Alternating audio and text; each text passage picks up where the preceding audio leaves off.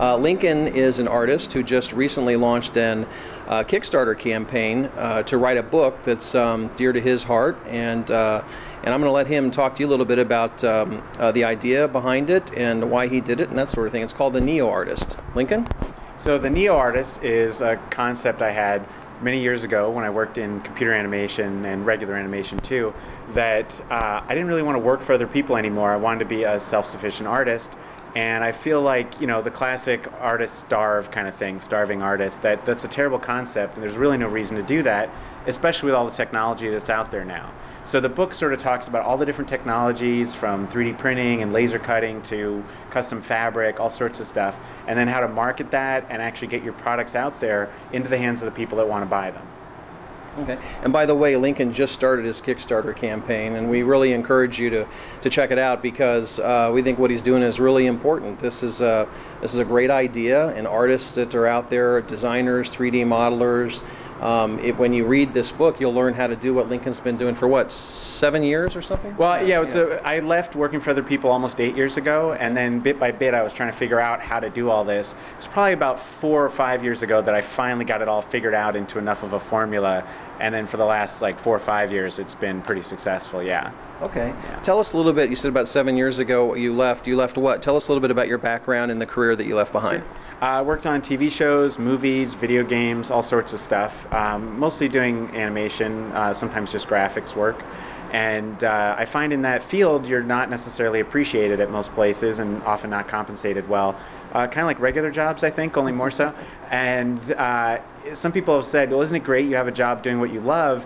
And the thing is, it is, but not if you don't get to do it the way you want to do it, and they don't pay you for overtime, and et cetera, et cetera. So I just decided one day enough was enough, and yeah, so I mean the beginning was crazy because I didn't have the whole concept of the Neo Artist didn't exist to me back then. It wasn't something I thought I could do, and really a lot of the technology, a lot of the stuff that revolves around selling through the internet, I mean that was really not that prevalent really 7 years ago. So it's sort of all just coming into its own. And yeah, that's sort of how I put it together.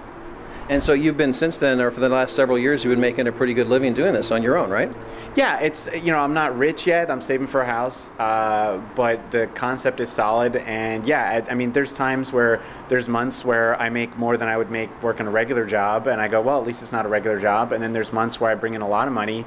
That's the thing when you work for yourself. You know, it's not like a steady job where you get the same amount every week. But that also means that, unlike a steady job, there's weeks where you'll make an insane amount of money.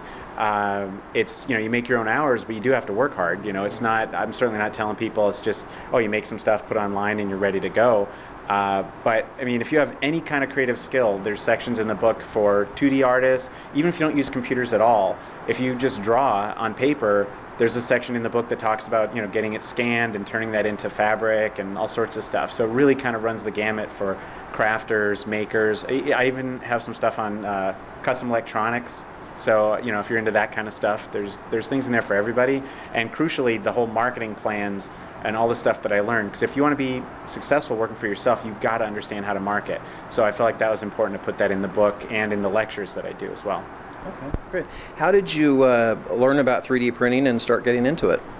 I first heard about it probably over 10 years ago. I think somewhere I worked had it done, and it cost for a piece that wasn't, you know, even that big. Maybe it was probably a couple $100s. And I thought, wow, one day that'll be, you know, cheap enough we could actually get that done ourselves.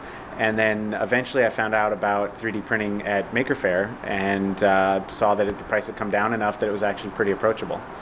Okay. So, yeah. We've seen some of your work, and we have to say that it's actually quite impressive, I have to say. And you're holding something in your hand that caught my eye when we were having dinner earlier, and I thought it was really fascinating. There's a great story behind it, and I was hoping that you could share what it's all about with our audience.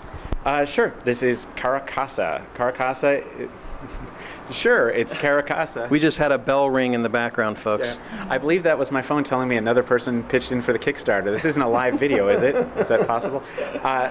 This is Caracasa. Caracasa is a Japanese parasol spirit. And it's funny because a lot of times people have it on display at places or galleries or at shows, and people will say, oh, the lamp from Christmas Story. And it's like, okay, that's not what that is, but sure, if you think it is and you want to buy it for that reason, then feel free to call it the Lamp for Christmas story. But it's Caracasa. Caracasa is a Japanese parasol spirit. In ancient Japanese culture, they believed that any item that existed for more than 100 years would be imbued with a spirit. And so this is the top part of the parasol, or the umbrella, and then it sort of sprouted the eye and the mouth and the tongue, and then the leg was the handle of the umbrella, and sort of that's how it existed. And actually in the 60s, they took that same character along with a bunch of others and did a movie called 100 Monsters, which is pretty funny. There's like a giant puppet that's sort of similar to this character in that movie. Wow. Yeah.